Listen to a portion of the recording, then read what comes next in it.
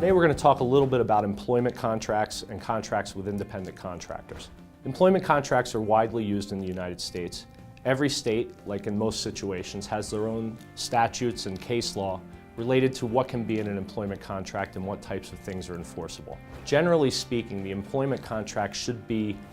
the document between you and your employee that sets out the scope of the work they're going to do, the time period that the contract will be in force, and sets out certain obligations, sometimes relative to insurance or other ancillary issues. The big thing that we come across a lot with employment contracts, and the thing that inspectors ask about the most, are the enforceability of the terms related to the covenant not to compete, or the restriction on use of confidential information or information generated during the employment related to possible clients for the future. Now, as inspectors, your ultimate duty is to your client and certainly not to the real estate agent or other people that might direct you toward business. With regard to the employment contracts and the covenant not to compete,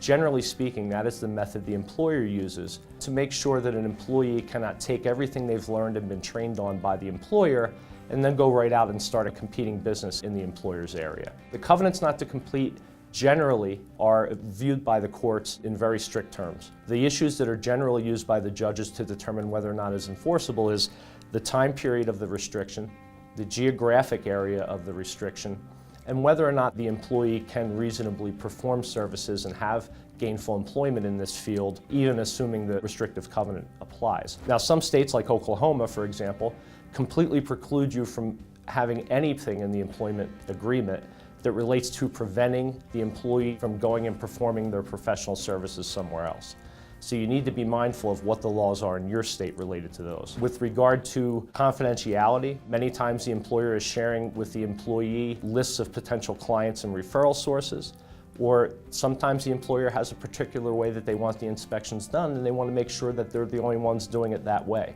In those situations, as the employer, you want to be mindful again that the contract is not so one-sided as to be unenforceable.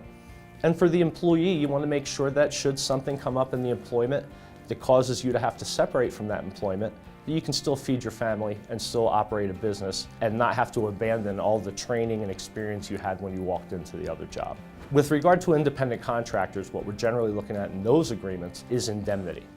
And what we need from the independent contractor is indemnity flowing to the inspector hiring that independent contractor in such a way that if the independent contractor is negligent or causes some other problem with regard to the part of the inspection they're focusing on, we can make sure that you're indemnified and held harmless and that subcontractor is going to step up and provide you with a defense and indemnity. 9 times out of 10, the independent contractor may not have insurance because their particular business isn't regulated like yours. We always want to make sure any independent contractor you're using is fully insured or in states where it's required, fully bonded. You also want to make sure that there's a clear line of demarcation with regard to the things that the subcontractor or independent contractor may have to indemnify you for versus things you may have to indemnify them for. In addition, just like in the employment contract, there needs to be a strong provision related to the confidentiality of information or materials that the independent contractor develops or receives as part of their work for the employer. We want to make sure that member lists and anything else that they need are sent back to the employer,